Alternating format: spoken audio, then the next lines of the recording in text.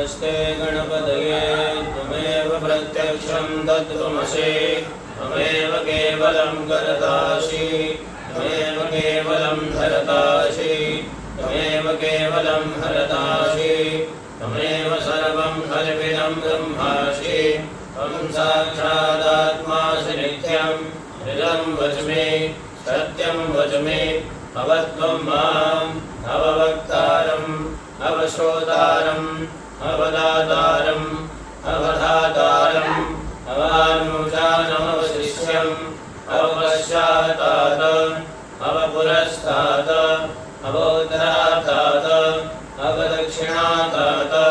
अवशोर्ध्वातात् अवाधरातात् सर्वतो मां पाहि पाहि समन्तात् त्वं वाङ्मयस्त्वं चिन्मयः त्वम् आनन्दमयस्त्वं ब्रह्ममयः त्वं सच्चिदानन्दार्तियोषि त्वं प्रत्यक्षं ब्रह्मासि त्वं ज्ञानमयो विज्ञानमयोऽसि सर्वं जगदिदं तत्तो जायते सर्वं जगदिदं त्वय्यतिष्ठति सर्वं जगदिदं त्वय्यैवेष्यति सर्वं जगदिदं त्वयि प्रत्येति त्वं भूमिरापो नरो निरो नभः त्वं चत्वारि वाक्पदानि त्वं गुणत्रयातीतः त्वम् अवस्थात्रयातीतः त्वं देहत्रयातीतः त्वं कालत्रयातीतः त्वं मूलाधारस्थितोऽसि नित्यं त्वं शक्तित्रयात्मकः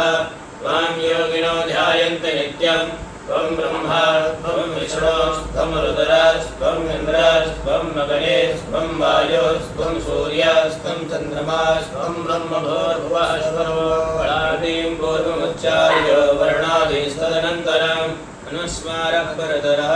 वरदेन्दुलसितम् हारेण रुद्धम् एतत्तवमनुस्वरूपम् वकारः पूर्वरूपम् अकारो मध्यमरूपम् अनुस्वारस्यान्तरूपम् बिन्दुरुत्तररूपम् नादासन्धानम् संहितासन्धि सैषा गणेशविद्या गणकर्षिः विश्वगायत्री छन्दः श्रीगणपतिर्देवता ॐ गङ्गणपतये नमः एकदन्ताय विद्महे वक्रतुण्डाय धीमहि तन्नो दन्ती प्रचोदयात् एकदन्तं चतुर्हस्तं भाषमङ्कुशधारिणं रदं च वरदं हस्तैर्बिभ्राणं मूषकध्वजं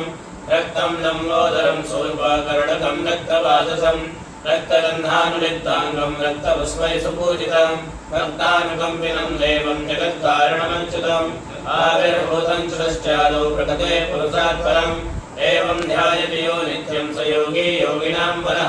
नमो पार्वते नमो प्रणतपतये नमस्ते अस्तु लम्बोदराय एकदन्ताय विघ्नविनाशिने शिवसुताय